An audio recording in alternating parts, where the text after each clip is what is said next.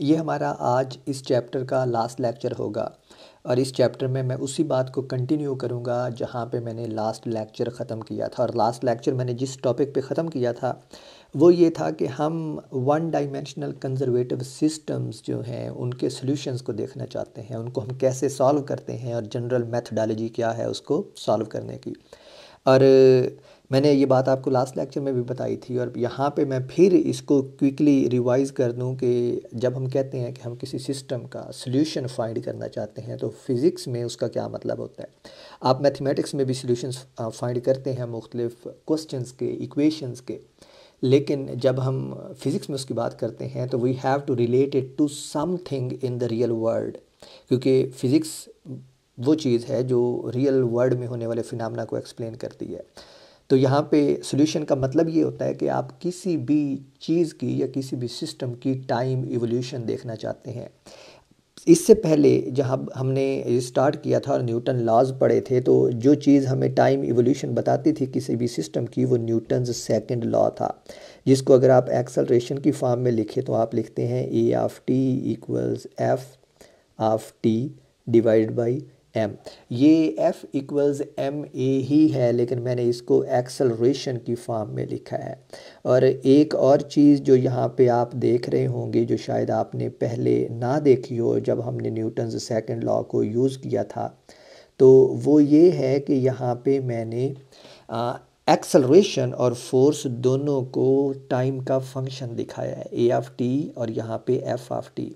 जबकि इससे पहले शायद अब तक आप जितनी बार भी आपने ये न्यूटन सेकंड लॉ पढ़ा हो, आपने सिंपली उसको पढ़ा हो एफ इक्वल्स एम ए।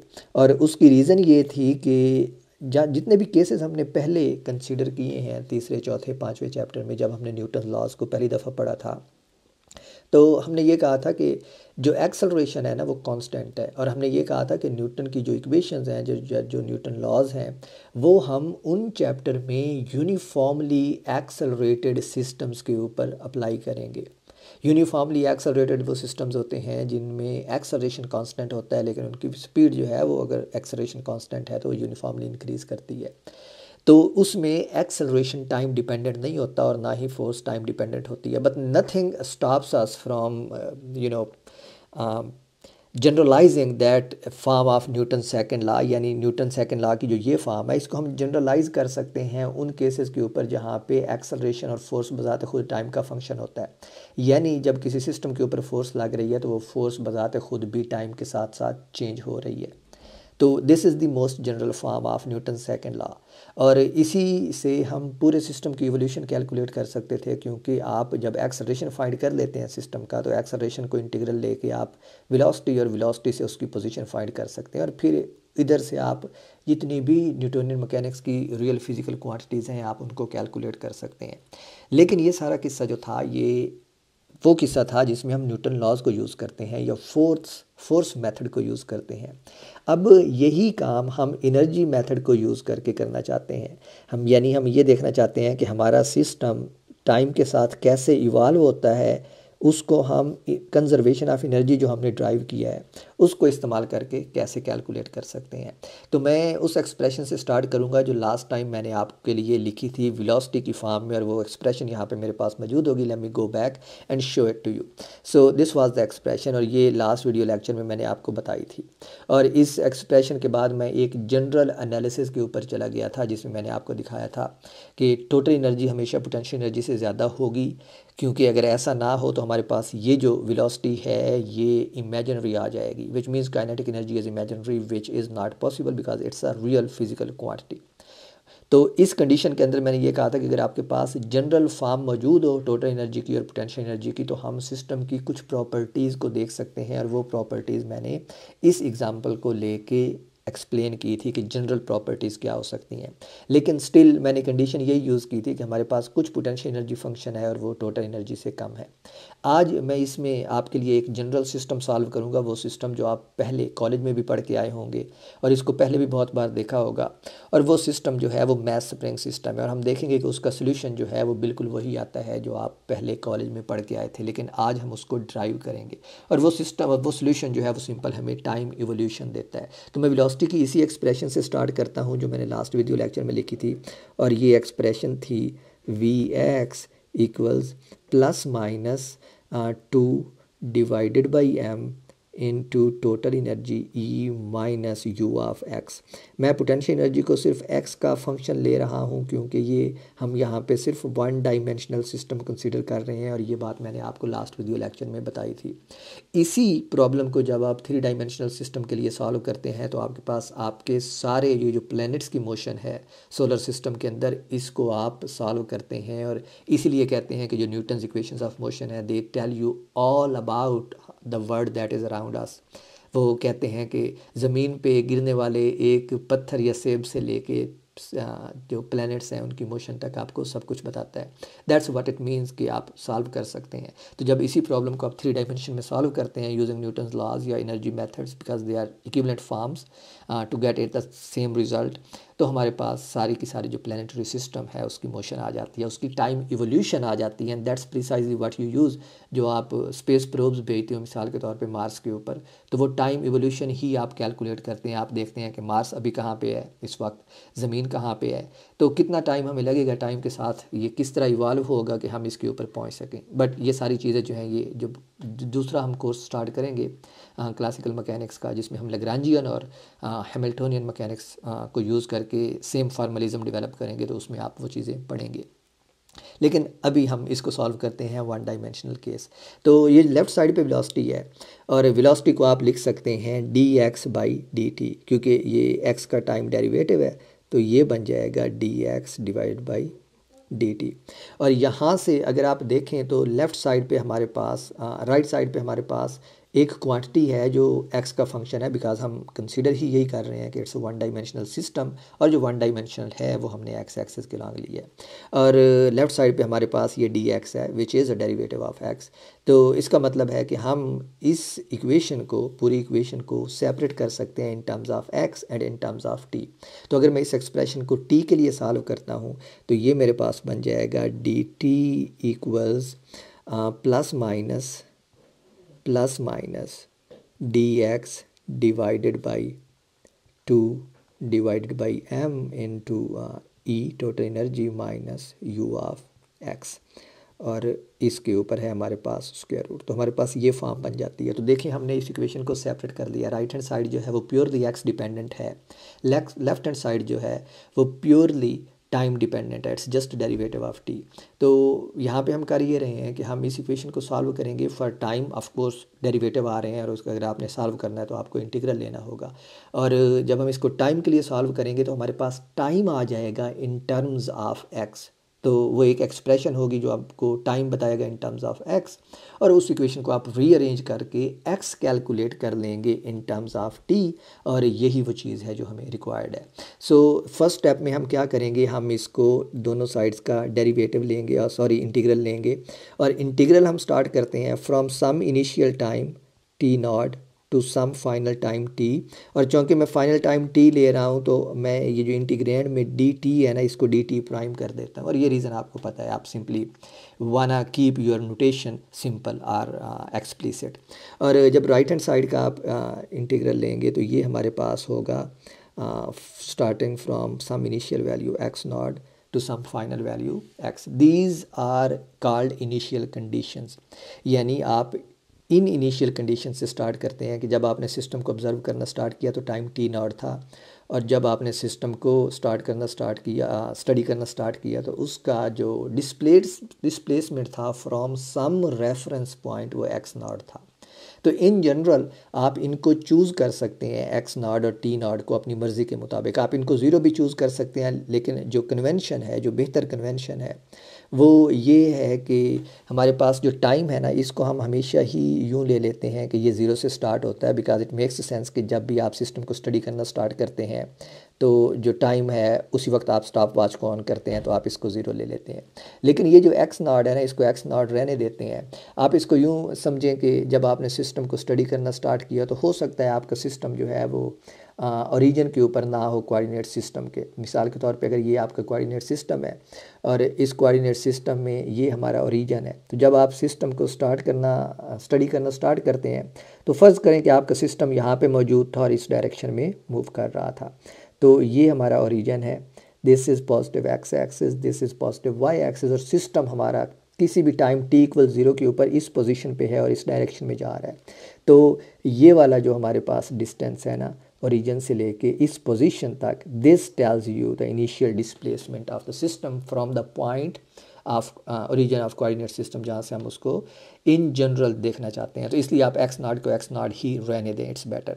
तो अब अगर आप लेफ़्ट साइड का डेरिवेटिव लेते हैं तो यहाँ पे हमारे पास सिर्फ t बच जाएगा, क्योंकि dt का डेरिवेटिव t आएगा और आप अपर लिमिट पुट करेंगे तो t, लोअर लिमिट पुट करेंगे तो 0। तो लेफ़्ट साइड पे हमारे पास रह जाएगा सिर्फ t, और हमने t के लिए ही मैंने आपको कहा था कि हमने इसको सॉल्व करना है। और जो राइट साइड है वो हमारे पास रह जाएगी इंटीग्रल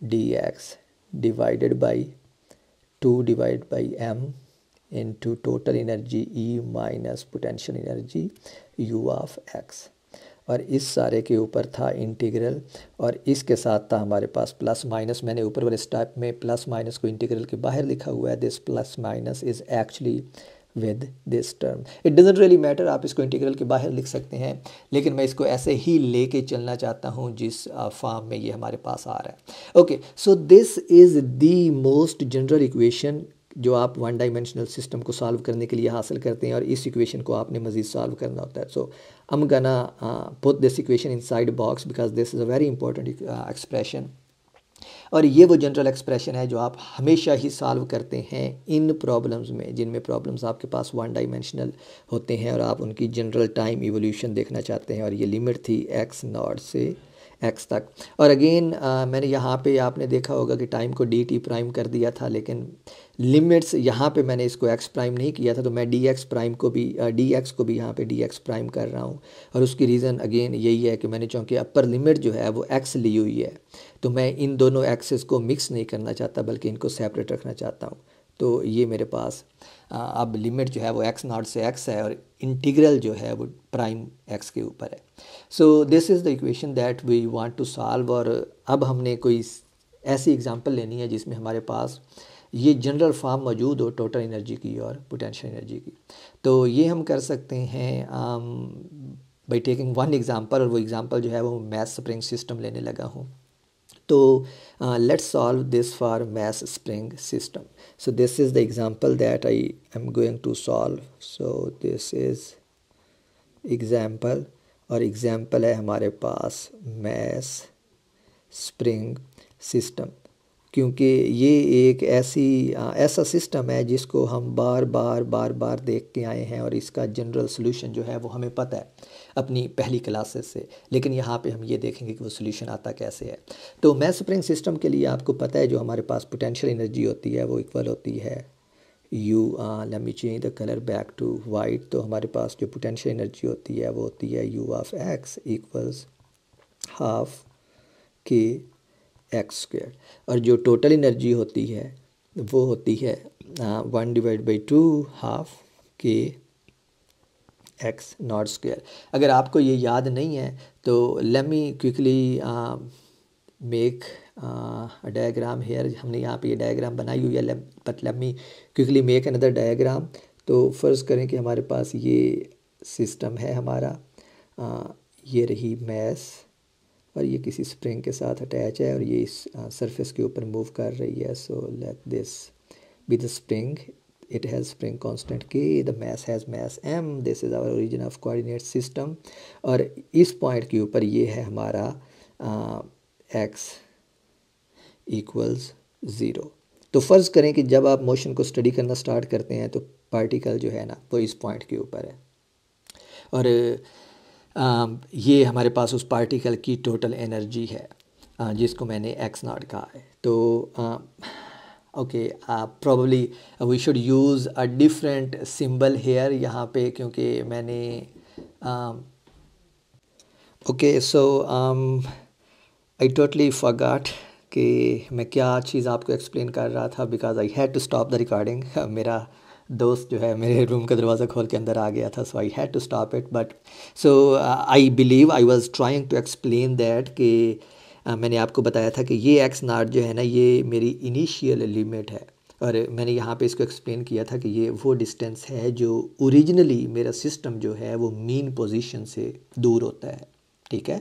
और ये वाला जो एक्स नॉट है ना, मैं आपको ये बताना जा रहा था कि ये एक्स नॉट जो है वो एम्पलीट्यूड है, और एम्पलीट्यूड आपको पता है मैक्सिमम डिस्प्लेसमेंट होता है फ्रॉम मीन पोजीशन। तो ये एक्स नॉट जो था, अब मेरे आर्गूमेंट पे ज़रा गौर करें, मैं ये कह रहा हूँ, इससे सिर्फ हमारी कैलकुलेशन आसान होगी।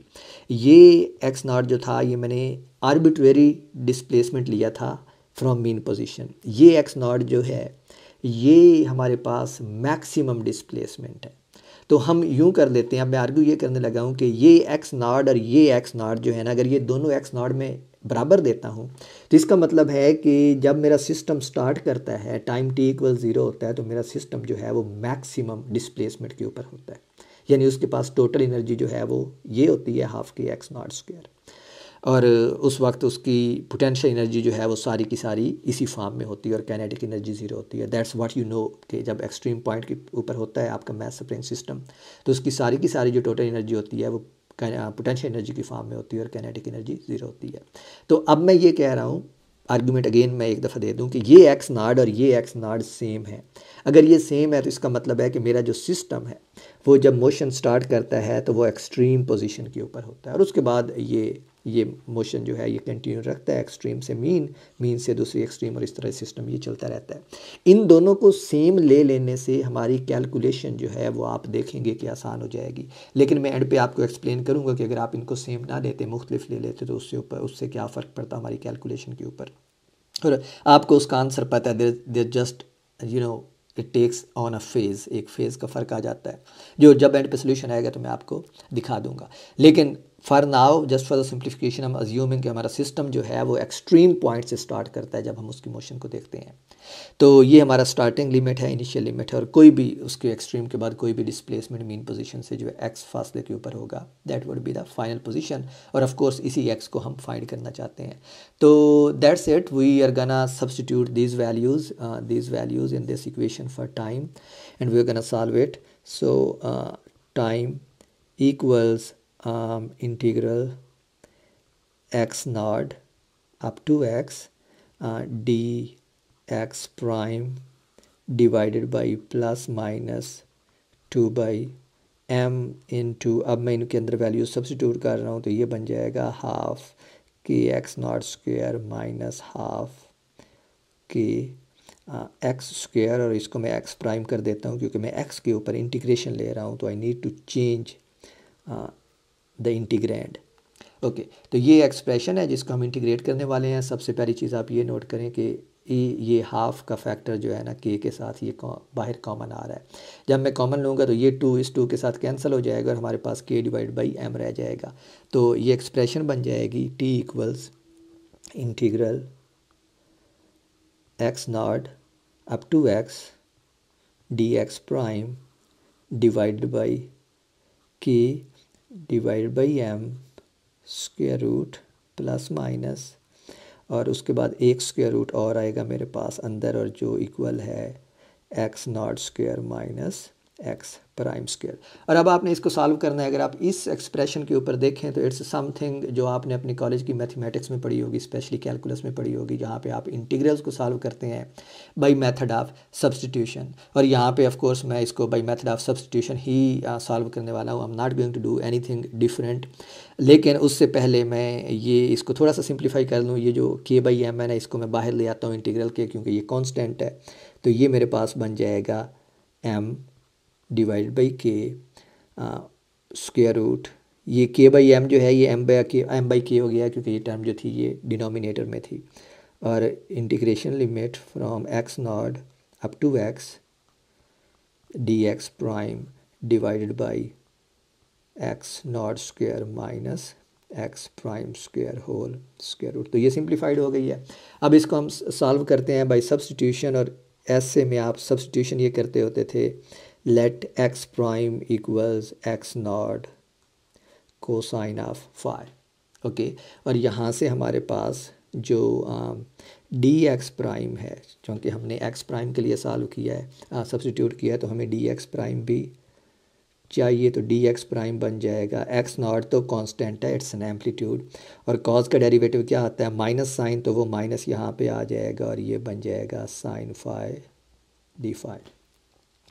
वेल इनफ, हमने सब्स्टिट्यूशन कर ली। अब हमें इंटीग्रेशन की लिमिट्स हैं उनको भी देखना है, तो हम इस एक्सप्रेशन में इंटीग्रेशन की लिमिट्स पुट करेंगे। जब हमारे पास एक्स नॉट के इक्वल होगा तो हम चेक करेंगे कि फाई की क्या लिमिट्स बनेगी, क्योंकि हमारा जो इंटीग्रल है, अब आप देख सकते हैं यहाँ पे वो फाई के ऊपर चेंज हो गया। तो फाई की लिमिट्स हमारे पास बनेगी for x equals x not, ये लोअर लिमिट हमें देगी। इस एक्सप्रेशन में आप इसको पुट करेंगे तो ये हमारे पास आएगा for x prime equals x not, ये हमारे पास आएगा x not equals x not cosine of phi, और लोअर लिमिट में हमारे पास आ जाएगा ये 1 इक्वल्स कोसाइन ऑफ फाई, और यहाँ से हमारे पास फाई इक्वल आ जाएगा कोसाइन इनवर्स 1 जो कि 0 के इक्वल होता है। तो लोअर लिमिट हमारे पास 0 है।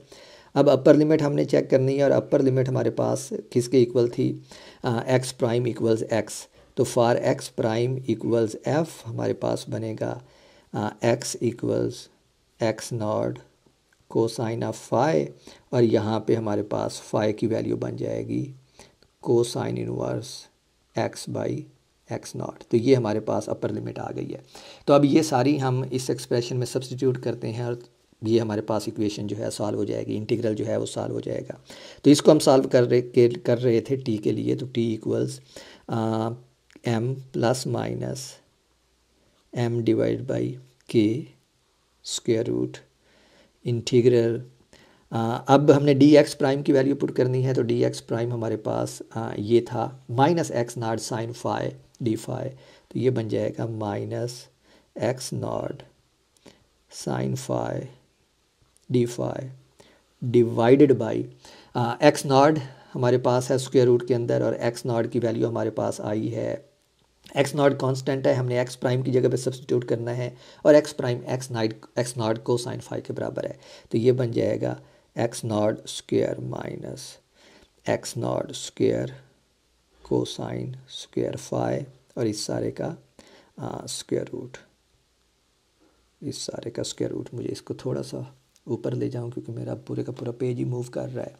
तो इसको एक स्टेप और में, okay something is happening, just give me a moment, let me fix this. Okay, तो ये जो है ये हमारे पास बन जाएगा plus minus m divided by k integral 0 up to cosine inverse x by x not. ये इंटीग्रल यहाँ पे भी मौजूद था, इंटीग्रल की जो लिमिट्स है मैंने यहाँ पे बस लिखी नहीं है, यहाँ पे मैंने एक्सप्लिसिटली लिख दी है। और ये बन जाएगा minus x not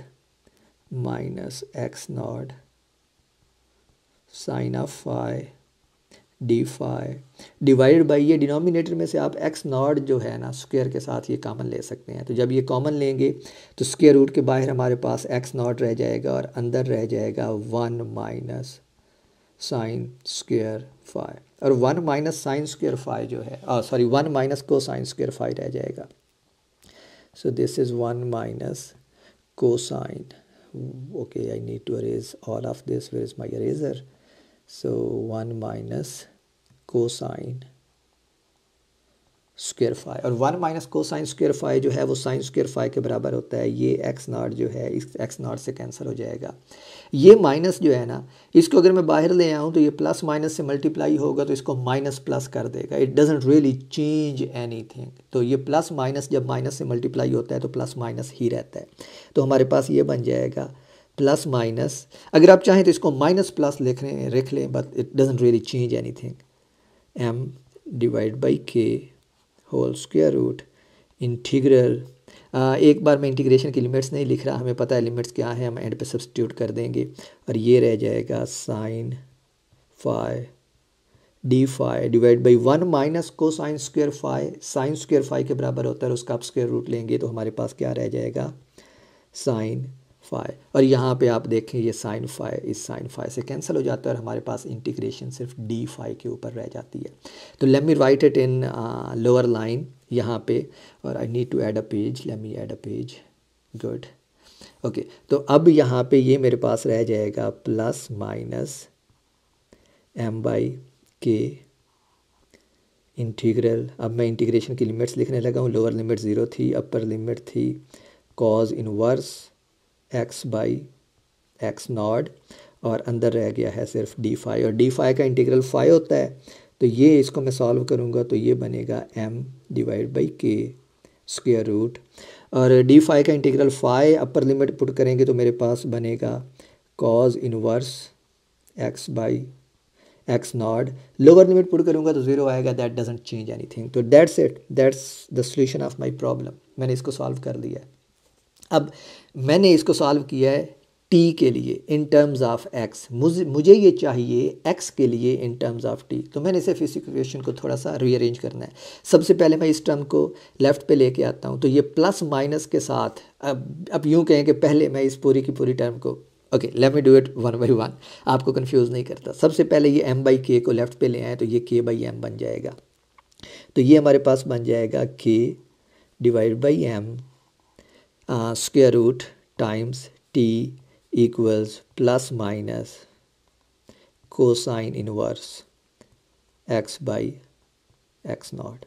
okay good हो गया। अब आप चाहें तो ये प्लस माइनस जो है इसको इधर से हटा के इधर ले आए, it doesn't really change anything, आप देखेंगे एक स्टेप में कि इससे कोई भी फ़र्क नहीं पड़ता है, and that is because of this cosine function. अब हमने नेक्स्ट स्टेप में क्या लेना है, दोनों साइड का कोसाइन इनवर्स लेना है। तो अगर आप दोनों साइड का कोसाइन इनवर्स लेते हैं, कोसाइन लेंगे, कोसाइन इनवर्स नहीं लेंगे, तो ये बन जाएगा cosine of k by m with plus minus sine times t equals cosine of cosine inverse of x by x not. और अब ये कोसाइन और कोसाइन इनवर्स जो हैं आपको पता है ये हमारे पास 1 होता है, तो ये सिर्फ हमारे पास राइट साइड रह जाएगी x divide by x not, और ये देखें ये हमारे पास लेफ़्ट साइड है cosine of plus minus theta. Okay आपको पता है कि आप माइनस थीटा का कोसाइन ले या प्लस थीटा का कोसाइन ले, कोसाइन का आंसर हमेशा पॉजिटिव ही आता है, यानी कोसाइन थीटा हमेशा पॉजिटिव होता है। मैं यहाँ पे ये कहना चाह रहा हूँ कि cosine of plus minus theta it is always equal to cosine theta, ये नेगेटिव या पॉजिटिव की तशखीस नहीं करता।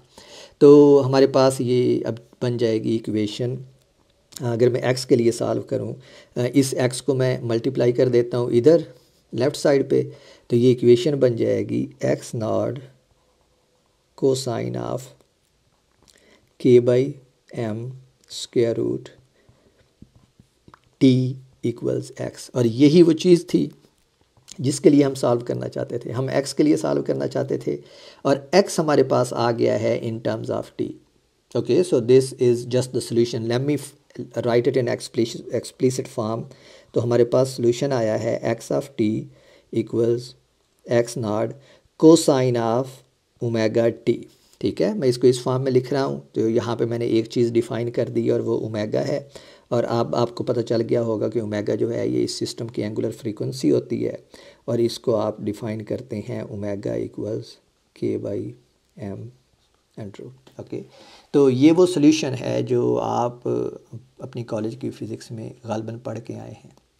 Okay and this is the general solution of this system, math spring system. और आपको पता है ये जो एक्सप्रेशन है ये वाली, ये एक्सप्रेशन आपको सिंपल हार्मोनिक मोशन बताती है, और इसका मतलब है कि आपका सिस्टम जो है वो किस तरह ऑसिलेट कर रहा है टाइम के साथ। अगर मैं इसकी डायग्राम बनाऊं तो ये टाइम के साथ इस तरह ऑसिलेट कर रहा है। Let me use a different colour, let's go with this colour. तो इसकी जो मोशन है ना वो इस तरह है, दिस इज़ साइनोसाइडल मोशन। हमारा सोल्यूशन जो है वो कोसाइन थीटा की फॉर्म में आया है, लेकिन आपको पता है कि कोसाइन थीटा और साइन थीटा का जो वेव फॉर्म होता है वो सेम होता है। और बाय द वे मैंने यहाँ पे इसको इधर से स्टार्ट किया है 0 से, तो हम इसको चेक कर सकते हैं क्योंकि ये हमारा टाइम t इक्वल 0 है यहाँ पे। तो अगर मैं 0 पुट करूँ तो ये हमारे पास कोसाइन 0 बनेगा, और कोसाइन 0 जो है वो 1 होता है, तो हमारे पास x नॉट होगा। इसका मतलब है हमारी मोशन जो है वो इस पॉइंट से स्टार्ट होनी चाहिए। So let's start it from here, और उसके बाद हम इसको वेव फॉर्म बना सकते हैं इस फॉर्म में। ओके, ये अच्छी नहीं बन रही, let me give it one more try. तो हमारी वेव फॉर्म जो है वो कुछ इस शेप की बनेगी। तो यहाँ पे ये ब्लू जो है ना, ये आपका प्रिसाइजली ये वाला सोल्यूशन रिप्रेजेंट कर रहा है, ठीक है। लेकिन अब मैं आता हूँ कि ये जो येलो है ना, late me write it first, this is x not cosine of omega t, और जो ये वाला है ना, ये वाला रिप्रेजेंट कर रहा है x not sine of omega t. और अब सवाल ये है कि मैंने ये दोनों एक जैसे, ये दोनों सेम सोल्यूशन कंसीडर किए जाते हैं, और वो इस तरह किए जाते हैं कि ये जो है ना आर्गूमेंट ओमेगा टी, इसमें आप कोई फेज़ ऐड कर दें या सब्ट्रैक्ट कर दें तो साइन जो है वो किस में चेंज हो जाता है। मिसाल के तौर पे इसमें अगर मैं π/2 ऐड कर देता हूँ तो कोसाइन जो है वो साइन में तब्दील हो जाएगा, और इसलिए इनको कहते हैं कि इनकी दोनों वेव फॉर्म सेम है, ये सिर्फ एक फेज़ को रिप्रेजेंट करते हैं, they differed only by a phase.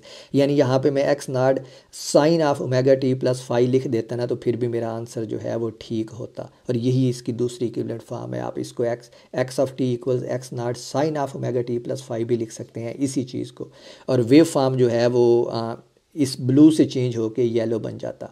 और यही वो चीज़ है जो मैंने आपको यहाँ पे एक आर्गूमेंट दिया था और कहा था कि एंड पे बताऊँगा। मैंने कहा था कि मैं ये जो एक्स नॉट है ना, अपना सिस्टम को यहाँ से स्टार्ट करता हूँ, यानी लोअर लिमिट में एक्स नॉट ले लेता हूँ।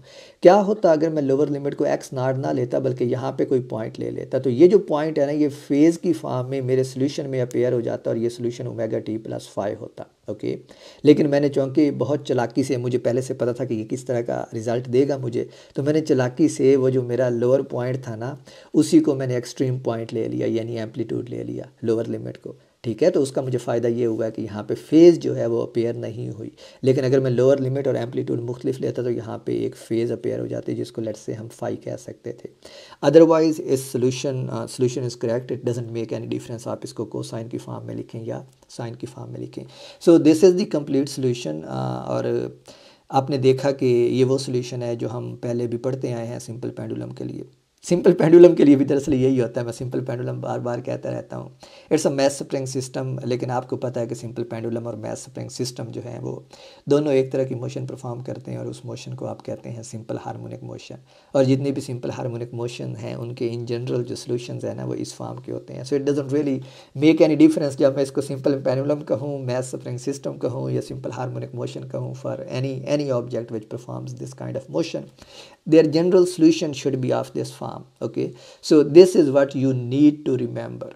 This is the kind of solution which I'm sure you might have seen in your college physics book, but did not know how we get this solution. वहाँ पे आपको सिर्फ ये बताया होगा कि it's a simple harmonic motion, यानी mass spring system या simple pendulum, they perform simple harmonic motion and the solution to simple harmonic motion is this one. What does a solution represents? Solution का मतलब क्या होता है? It tells you the evolution of the system. यानी अगर एक simple pendulum move कर रहा है तो ये इक्वेशन आपको प्रिसाइजली बताएगी कि मीन पॉइंट से लेके टाइम के हर इंस्टेंट के ऊपर जो आपका सिंपल पेंडुलम है या मैस स्प्रिंग सिस्टम है वो कितने फासले के ऊपर होगा, उसकी स्पीड क्या होगी, उसका एक्सेलरेशन क्या होगा, उसका मोमेंटम क्या होगा, उसका एंगुलर मोमेंटम क्या होगा, उसका टार्क क्या होगा। Because once you know this function you can literally get everything from here. कैसे? इसका टाइम डेरिवेटिव लें तो आपके पास वेलोसिटी का टाइम डेरिवेटिव लें तो आपके पास आ गया एक्सेलरेशन को आप मैस से मल्टीप्लाई करें तो आपके पास आ गया momentum.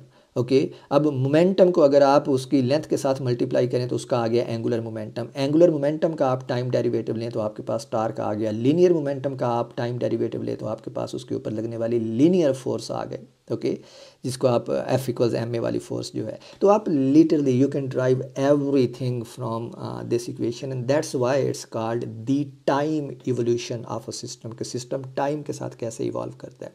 And this is the fundamental question in all of physics. हम हर चीज़ की टाइम इवोल्यूशन देखना चाहते हैं। पहले आपने वो टाइम इवोल्यूशन न्यूटन लॉज को यूज़ करके देखी, यहाँ पे आपने वही टाइम इवोल्यूशन जो है वो एनर्जी मेथड को यूज़ करके देखी। इट जस्ट टर्न्स आउट कि energy method is more proficient in a way कि इसमें हमें ज़्यादा मेहनत नहीं करनी पड़ती, क्योंकि जो न्यूटन लॉ है, सेकंड लॉ स्पेसिफिकली जो एक्सेलरेशन का रिलेशन देता है फोर्स के साथ, that is a vector equation, that is a vector law. लेकिन जो एनर्जी कंजर्वेशन है, एनर्जी जो है आपको पता है स्केलर क्वांटिटी है, एंड सो स्केलर क्वांटिटीज़ में हमें डायरेक्शंस को डील नहीं करना पड़ता। It makes our life so easier, they behave just like numbers.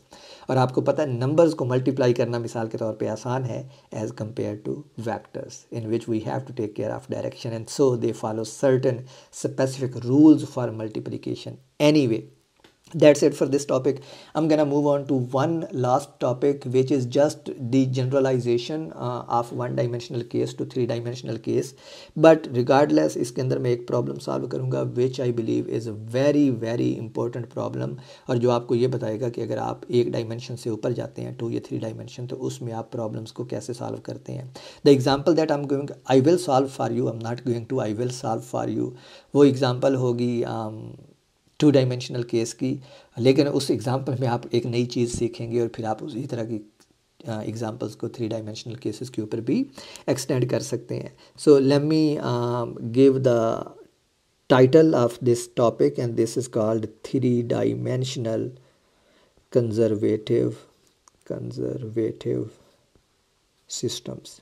तो अब तक हमने 1 डायमेंशनल कंजर्वेटिव सिस्टम्स पढ़े हैं। मिसाल के तौर पे ये सोल्यूशन जो मैंने लिया है, ये भी मैंने 1 डायमेंशन में लेके किया है। तो these were 1 dimensional conservative systems. तो अब हम इसको एक्सटेंड करते हैं फॉर 3 डायमेंशनल कंजर्वेटिव सिस्टम्स के ऊपर। और मिसाल के तौर पे आप एक XYZ कोऑर्डिनेट सिस्टम लें, जो अब 3 डायमेंशनल कोऑर्डिनेट सिस्टम है, और let's name this axis x axis, this axis y axis, and this axis z axis. मैं बहुत दफ़ा आपको ये बता चुका हूँ कि जब मैं इस तरह डिफ़ाइन करता हूँ, यानी x एक्सिस यहाँ डिफ़ाइन करता हूँ, y यहाँ और z यहाँ, तो it just makes my coordinate system a right handed coordinate system, which means if you take cross product of x and y, the direction of that result should belong to the axis. So this is right handed coordinate system or cyclic coordinate system.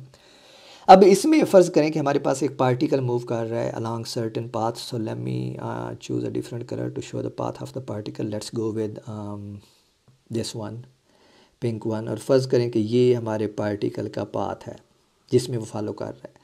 तो हम उसको देखते हैं time के किसी instant के ऊपर वो यहाँ पे मौजूद होता है, और कुछ लेटर टाइम के ऊपर यहाँ पे पहुँच जाता है। और this is now general in a sense कि इस पॉइंट के ऊपर जो हम उसकी पोजीशन बताएंगे वो हम पोजीशन वेक्टर से बताएंगे, RI से। और पोजीशन वेक्टर जो है आपको पता है, it depends on all coordinates x, y and z, and कुछ लेटर टाइम के ऊपर वो यहाँ पे पहुँच जाता है, और इसकी पोजीशन यहाँ पे है XRF, ये पोजीशन वेक्टर है उसके। तो यहाँ पे हम RI और RF को डिफ़ाइन कर सकते हैं। RI जो है ये अब होगा हमारे पास x times, let me make it look better, तो ये होगा x times I unit vector plus YI times J unit vector plus ZI times K unit vector. यहाँ x IJ और K जो हैं ये यूनिट वेक्टर्स को रिप्रेजेंट कर रहे हैं along x, y and z axis, और XI, YI और ZI जो हैं ये मैग्नीट्यूड्स हैं इस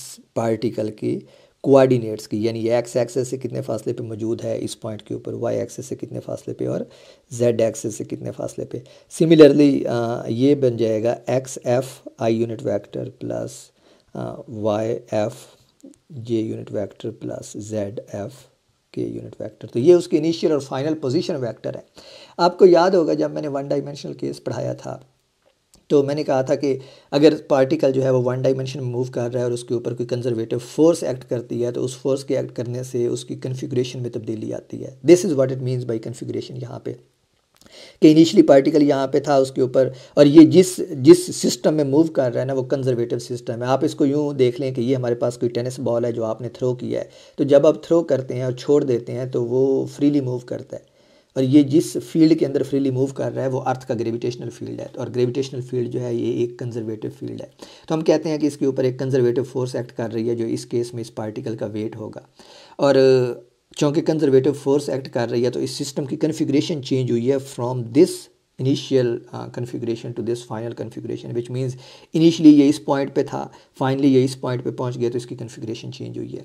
इस कन्फिग्रेशन के चेंज होने से पार्टिकल की कंजर्वेटिव फोर्स कुछ वर्क करती है, और उस वर्क की वजह से हम एक नई क्वांटिटी डिफाइन करते हैं जिसको हमने कहा था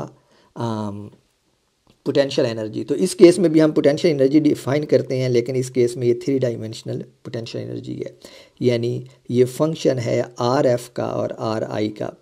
पुराने केसेस में जब हमने डिफाइन किया था 1 डायमेंशनल केसेस में, तो ये एक्स एफ और एक्स आई का फंक्शन था। So that's the only difference. तो हमारे पास ये पोटेंशियल एनर्जी है, और पोटेंशियल एनर्जी को हमने डिफाइन किया था कि ये क्या होता है, negative of the work done by the conservative force. Okay, और ये वर्क डन, चूँकि अब हमारे पास 3 डायमेंशनल सिस्टम है तो हम वर्क डन को क्या लिख सकते हैं, negative from some initial position to some final position.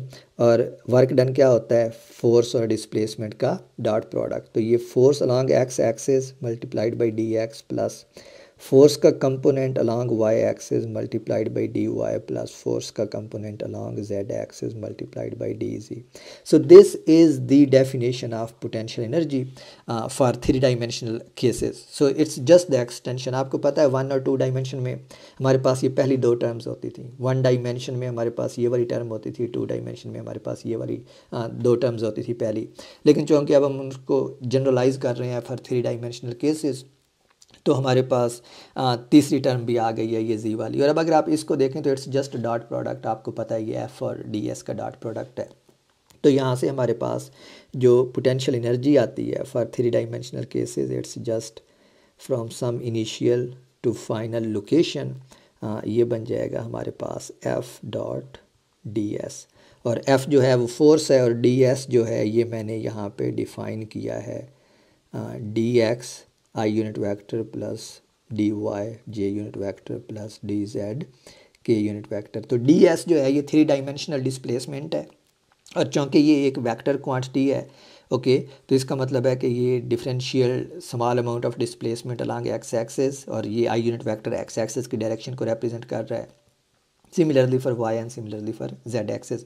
और एफ जो है ये तो आपको पता है, आप इसको कंपोनेंट्स की फॉर्म में लिखें तो ये बन जाएगा f x i unit vector plus f y j unit vector plus f z k unit vector. That's it, that's all we needed to define potential energy. अब एक सिर्फ इक्वेशन और रह गई है, और वो है रिलेशनशिप फोर्स और एनर्जी का।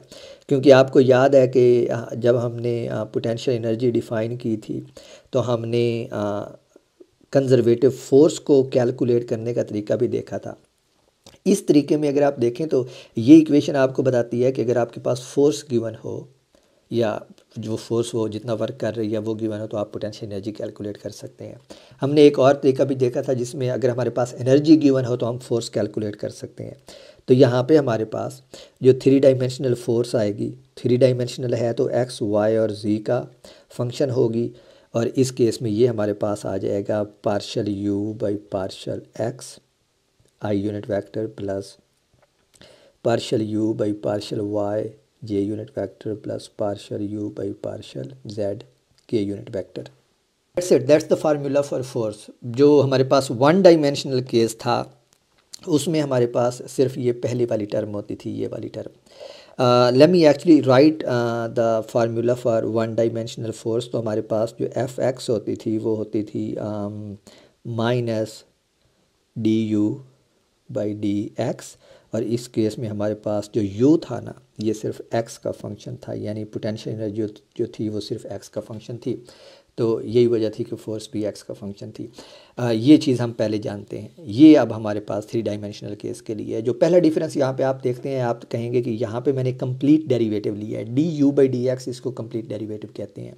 ये जो partial you by partial x है, इसको आप पार्शियल डेरिवेटिव कहते हैं। पार्शियल डेरिवेटिव और कंप्लीट डेरिवेटिव में थोड़ा सा फ़र्क है। कंप्लीट डेरिवेटिव आप उस वक्त लेते हैं जब आप जिस क्वांटिटी का या जिस फंक्शन का डेरिवेटिव ले रहे हैं वो एक वेरिएबल का फंक्शन हो। जैसे u जो है ना, यहाँ पे सिर्फ x डिपेंडेंट है, ये सिर्फ x का फंक्शन है, तो कंप्लीट डेरिवेटिव आएगा। लेकिन जब कोई क्वांटिटी एक से ज़्यादा पैरामीटर्स का फंक्शन होती है, जैसे या वेरिएबल्स का फंक्शन होती है, जैसे यहाँ पे x था, लेकिन यहाँ पे अगर आप देखें तो जो हमारे पास u है ना, पोटेंशियल एनर्जी, वो 3 का फंक्शन है, x, y और z का। तो इस केस में हमारे पास ये जो u है ना, ये फंक्शन है x, y और z का। इसका मतलब ये है कि इन जनरल u की एक्सप्रेशन में हमारे पास x भी हो सकता है, y भी और z, लेकिन आप यहाँ पे डेरिवेटिव सिर्फ u का x के लिहाज से ले रहे हैं। तो इसका मतलब है यहाँ पे अगर y और z आते हैं तो वो कांस्टेंट कंसीडर होंगे। तो इस केस में हम इस डेरिवेटिव को पार्शियल डेरिवेटिव कहते हैं, जो हमें ये बताता है कि जिस फंक्शन का हम डेरिवेटिव ले रहे हैं that is a function of more than one variable. So we can't take complete derivative, we only take partial derivative. Anyway, ये चीज़ें जो हैं ये आप अपनी कैलकुलस में कॉलेज में पढ़ के आते हैं। These are pretty minor things. So that's it for 3-dimensional generalization. I want to solve one example for you. This example is very important. Or let me see if I can do it. I have to do it. So let's do this example. So this is the example. It's a sample problem 12.11. और ये मेरे ख्याल में best example थी इस topic के related, specially जो मैं एक्सप्लेन करना चाहता हूँ। और मुझे प्रॉब्लम्स या एक्सरसाइज में और कोई इतनी अच्छी एग्जांपल नहीं मिली इस 3 डायमेंशनल केस के रिलेटेड जिसको मैं एक्सप्लेन करना चाहता हूँ। And there is so much to learn from this example. So here's a statement. I am not gonna read this statement, it's a very long statement, but I am gonna explain what it says. So it gives us some force which is in 2 dimensions. So it's not a 3-dimensional example, it's a 2-dimensional example. So we have a force which is a function of x and y and it has certain form. यहाँ पे k की form में ये दी हुई है और k जो है वो कांस्टेंट है। और कहा जाता है कि आप इस पॉइंट से, ओरिजिन से इस पॉइंट ए बी तक जाने के लिए जितनी पोटेंशियल एनर्जी आती है ना सिस्टम में, उसको कैलकुलेट करें। तो आपने यहाँ से और यहाँ पे, यहाँ से यहाँ पे जाना है, लेकिन वो कहता है 3 रास्तों से कैलकुलेट करें। पहली ये, दूसरा रास्ता ये है और तीसरा रास्ता ये सीधा जो हाइपोटेन्यूज के लॉन्ग जाता है। तो आपने पोटेंशियल एनर्जी कैलकुलेट करनी है। So here is the thing, आप पोटेंशियल एनर्जी कैलकुलेट करें या वर्क कैलकुलेट करें, they should all B same. लेकिन जो इंपॉर्टेंट चीज़ है वो इसके तीसरे पार्ट में आएगी जो मैं आपको कराना चाहता हूँ। But let me first quickly go through the first and second part. So first thing first, जो हमारे पास फोर्स है ना, ये फंक्शन है एक्स और वाई का, और ये इक्वल है minus k y i unit vector minus k x j unit vector. तो ये हमारे पास फोर्स है और हमने वर्क कैलकुलेट करना है। तो मैं वर्क की जो ये वाली एक्सप्रेशन है ना, जो पोटेंशियल एनर्जी की फॉर्म में हमने यहाँ पे लिखी हुई है, ये वाली, इस एक्सप्रेशन को यूज़ करने लगा हूँ। तो अगर मैं इस एक्सप्रेशन को यूज़ करता हूँ तो मेरे पास जो वर्क बनेगा इन जनरल, उसका फार्मूला बनता है integral i to F dot d s. और अगर इसको मैं जनरल फॉर्म में लिखूँ तो ये बन जाएगा आई टू एफ, और f की वैल्यू हमें दी हुई है minus k y i unit vector, minus k y i unit vector minus k x j unit vector, और डी एस जो है वो हमारे पास होता है d x i unit vector plus d y j unit vector. Okay, अब हम जो टोटल वर्क कैलकुलेट करना है ना, वो पहला पाथ ये है, ये वाला, दूसरा पाथ ये वाला है और तीसरा पाथ ये वाला है। तो हम क्या करते हैं, पहले पाथ को 2 हिस्सों में डिवाइड कर देते हैं। पहला हिस्सा इधर से इधर तक और दूसरा हिस्सा इस पॉइंट से इस पॉइंट तक। अब कुछ चीज़ें नोट करने की हैं। पहले चीज़ ये नोट करने की है, मैं इस वाले पाथ को, ये जो पहला पाथ है ना, इस पहले पाथ का जो पहला हिस्सा है, इसको W11 कहता हूँ। तो ये बन जाएगा W11, और W11 के अलांग कुछ चीज़ें नोट करने की हैं। पहली चीज़ ये नोट करने की है कि जब आप इस लाइन के अलांग मूव करते हैं तो y जो है वो 0 है, क्योंकि ये y कोऑर्डिनेट इस डायरेक्शन में इंक्रीज़ होता है और इस पॉइंट की उसकी वैल्यू 0 है। तो y 0 है हमारे पास, अलॉन्ग W11 और इसका मतलब है dy भी ज़ीरो है। और इस एक्सप्रेशन में अगर आप y को ज़ीरो पुट करें तो ये टर्म हमारे पास ज़ीरो हो जाएगी और dy को पुट करें ज़ीरो तो ये टर्म हमारे पास ज़ीरो हो जाएगी। तो अब मैं क्या करने लगा हूँ, मैं इस एक्सप्रेशन को लिखने लगा हूँ यहाँ पे W11 के लिए, ये जो ऊपर मैंने इक्वेशन लिखी है, सॉरी दिस इज़ W11, तो ये बन जाएगी मेरे पास ज़ीरो करना है, ये वाली टर्म ज़ीरो है और ये वाली टर्म भी ज़ीरो है, तो सिर्फ ये वाली दो टर्म्स रह जाएंगी। तो ये बन जाएगी, अब बल्कि आप इधर से इनको भी सिंप्लीफाई कर लें। इन दो टर्म्स में हमारे पास डॉट प्रोडक्ट है आई और जे के दरमियान और हमें पता है आई डॉट जे जो है वो ज़ीरो होता है। तो ये एक्चुअली W11 के अलॉन्ग जो वर्क है ना वो ज़ीरो है। अब हम कैलकुलेट करते हैं W12 के अलॉन्ग वर्क को, और W12 जो सेकेंड हाफ है हमारा, इसके अलॉन्ग अगर हम देखें तो ये पाथ स्टार्ट होता है इस पॉइंट से ऊपर और ये y की तरफ मूव करता है। तो इस पॉइंट के ऊपर x की वैल्यू a है, तो इस पाथ के अलॉन्ग मेरे पास x की वैल्यू जो है x इक्वल्स a, और जो y है उसके अलॉन्ग तो वो पाथ चेंज हो रहा है, तो वो तो हम इंटीग्रेट करेंगे तो हमें पता चलेगा।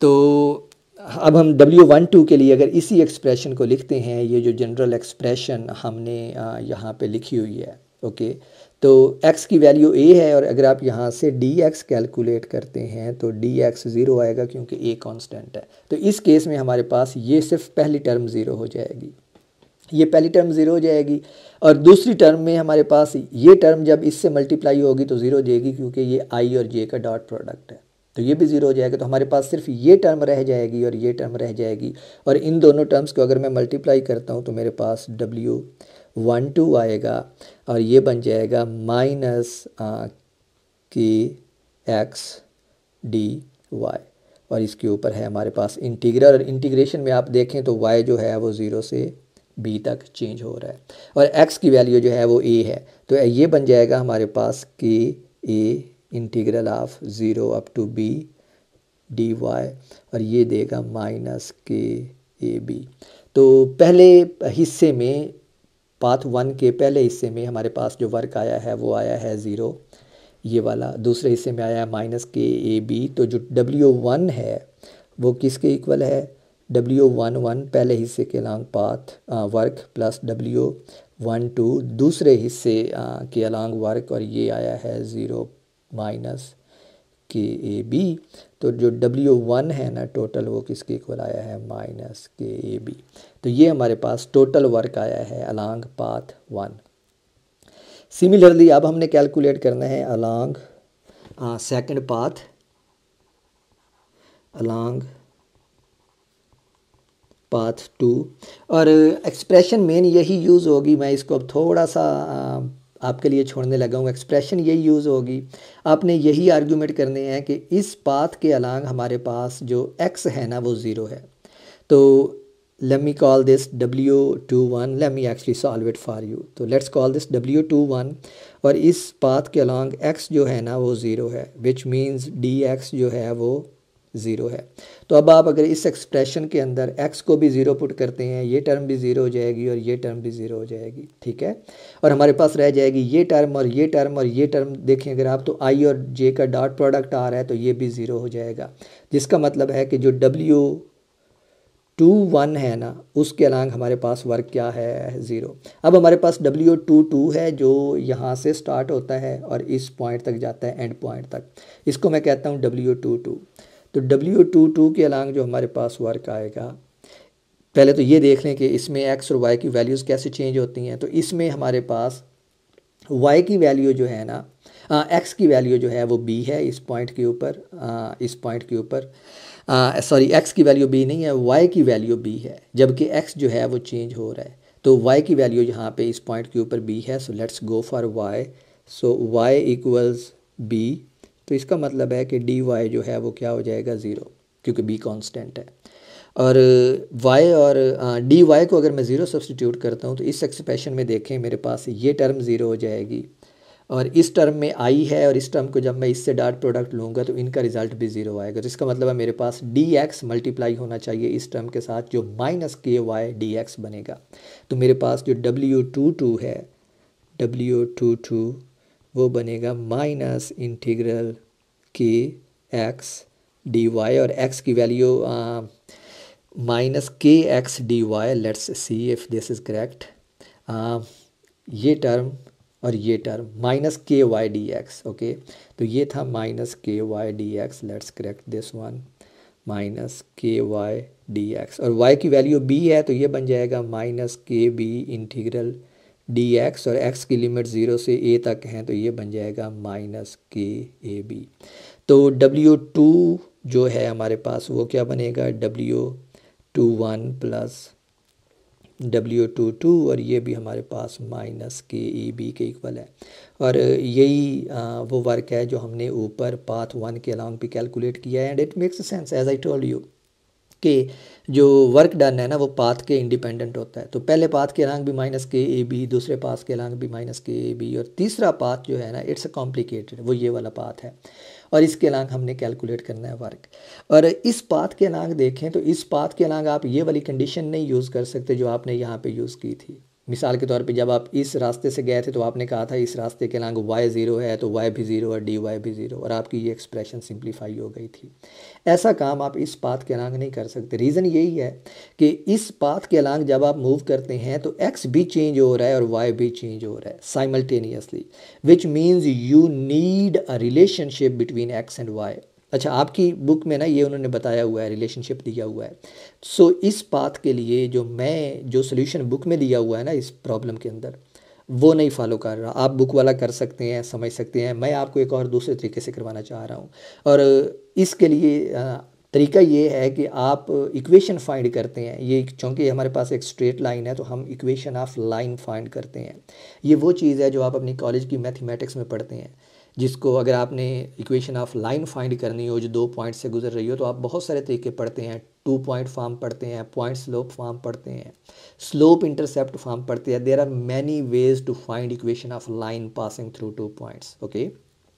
तो हमें यहाँ पे इक्वेशन ऑफ लाइन चाहिए, यानी हमें एक्स और वाई के दरमियान एक रिलेशनशिप चाहिए, और मैं उस इक्वेशन ऑफ लाइन को यहाँ से फाइंड करने लगा हूँ पॉइंट स्लोप फॉर्म के फार्मूला से। तो हमें चाहिए इक्वेशन ऑफ लाइन, और हमारे पास पॉइंट दिए हुए हैं, 2 पॉइंट हैं हमारे पास, 0 0, और दूसरा पॉइंट जो है हमारे पास वो है ए और बी। तो इन 2 पॉइंट से एक लाइन गुजर रही है, उस लाइन को मैं फाइंड करना चाहता हूँ। जो फार्मूला मैं यूज़ करना चाहता हूँ वो है मेरे पास mx प्लस सी, या फिर इसको आप बी कह लें। यहाँ पे m जो है ये है हमारे पास स्लोप, और ये वाली जो चीज़ है इसको आप कहते हैं y इंटरसेप्ट, कि आपकी लाइन जो है वो y एक्सिस को कहाँ पे क्रॉस करती है। वैसे इस डायग्राम में चूँकि ये डायग्राम दी हुई है तो आप देख सकते हैं कि जो लाइन है वो y एक्सिस को ओरिजिन के ऊपर क्रॉस कर रही है, तो y इंटरसेप्ट यानी ये c जो है ना ये 0 होना चाहिए। तो इस केस में ये c जो है ये 0 होगा, लेकिन मैं मैथमेटिकली आपको दिखाऊंगा कि ये कैसे 0 आता है। लेकिन पहले हमें स्लोप चाहिए, और स्लोप की डेफिनेशन क्या है हमारे पास? स्लोप की डेफिनेशन होती है y2 minus y1 divide by x2 minus x1। यहाँ से स्लोप कैलकुलेट कर सकते हैं। y2 y1 x2 x1 की वैल्यूज़ हमारे पास मौजूद हैं। ये है हमारे पास x2 y2 और ये है हमारे पास x1 y1। तो जो स्लोप हमारे पास बनेगा y2 जो है वो b है, y1 जो है वो 0 है, y2 x2 जो है वो a है, x1 जो है वो 0 है। तो हमारे पास स्लोप आता है b divide by a, okay. अब आपके पास स्लोप आ गया, अब आपने y इंटरसेप्ट कैलकुलेट करना है। मैंने आपको आर्गूमेंट दे दिया है कि y इंटरसेप्ट जो है वो 0 के बराबर है इस केस में, लेकिन मैं मैथमेटिकली आपको बताता हूँ कैलकुलेट करके।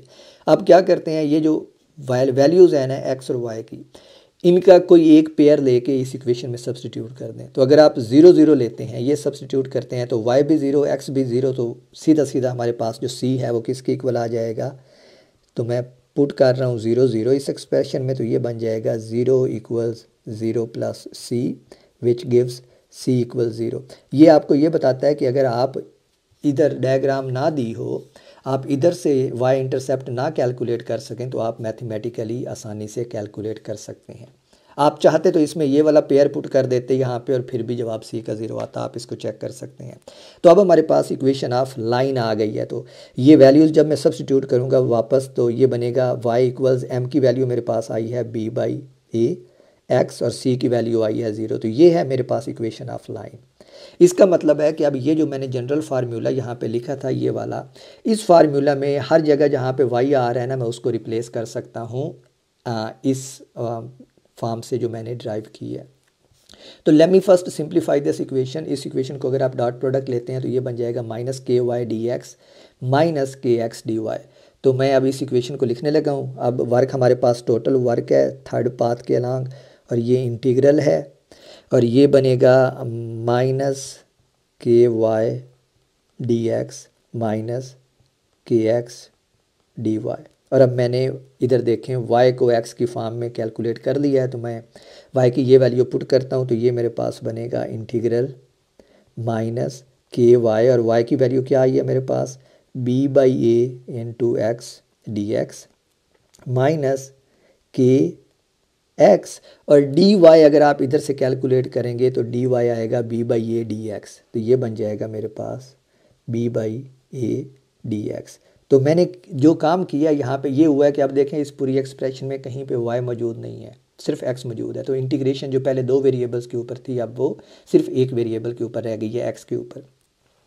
तो इसको आप सिंप्लीफाई कर लें। सबसे पहले तो minus k divided by minus b divide by a, k common आ जाएगा, और इंटीग्रल अब सिर्फ ए के ऊपर है तो ज़ीरो से इंटीग्रल एक्स के ऊपर है तो ज़ीरो से ए उसकी लिमिट आ जाएगी, और अंदर हमारे पास रह जाएगा ये हमारे पास है एक्स डी एक्स, तो अंदर रह जाएगा x d x plus x d x. तो ये बन जाएगा 2 टाइम्स एक्स डी एक्स, जिसको मैं लिख सकता हूँ minus 2 k b divide by a integral 0 up to a x d x. और इसको आप इंटीग्रेट करेंगे तो ये बन जाएगा minus 2 k b divide by ए, और एक्स डी एक्स का इंटीग्रल एक्स स्क्वायर बाई 2 आएगा, तो ये बन जाएगा हमारे पास एक्स स्क्वायर्ड बाई 2 और लिमिट 0 अप टू ए। अब आप लिमिट्स पुट करेंगे तो ये मेरे पास रह जाएगा minus 2 k b divide by ए, और ये बनेगा ए स्क्वायर बाई 2। तो ये 2 इस 2 से कैंसिल, ये ए स्क्वायर से कैंसिल, और जो मेरे पास सिंप्लीफाई हो के फॉर्म रह जाएगी वो बनेगी माइनस के ए बी। ये है मेरे पास W3। तो आप देख रहे हैं कि W3 भी माइनस के ए बी के बराबर आया था, W2 भी माइनस के ए बी, और W1 भी माइनस के ए बी। तो इसका मतलब है कि चूँकि ये एक कंजर्वेटिव सिस्टम था तो आप जिस रास्ते से भी जाएं वर्क डन जो है वो सेम आएगा। लेकिन यहाँ पे एक इम्पोर्टेंट पॉइंट था, I don't care about path 1 and path 2. I only care about path 3, and this is something new which you might not have seen before. और इसमें मैंने काफ़ी सारी चीज़ें यूज़ की हैं, समथिंग फ्रॉम मैथमेटिक्स, जो आप हमेशा पूछते होंगे कि मैथमेटिक्स हमारे कैसे काम आती है, उसकी क्या एप्लीकेशन है। This is one example of the application of mathematics, जहाँ पे आप अगर एक वेरिएबल के साथ दूसरा वेरिएबल चेंज हो रहा हो तो आपको प्रीसाइज रिलेशनशिप चाहिए होता है उनके दरमियान, और वो रिलेशनशिप यहाँ पे मैंने ये वाली जो इक्वेशन है ना ये ड्राइव करके हासिल की है। अगर आपके पास 3 पॉइंट से कोई लाइन गुजर रही हो तो उसका एक और तरीका है, वो आप वॉल्यूम इंटीग्रल्स के अंदर देखते होते हैं, लेकिन वो हमारा यहाँ पे प्रॉब्लम नहीं है। But this is a very good illustration कि आपको किस तरह प्रॉब्लम्स को सॉल्व करना पड़ता है। Okay, so that's it for today. हमारा यहाँ पे चैप्टर भी ख़त्म होता है और लेक्चर भी ख़त्म होता है, and I wanted to solve this example for you because this is a very good example, I loved it, and hopefully we will soon start our next chapter. तब तक के लिए बाय बाय।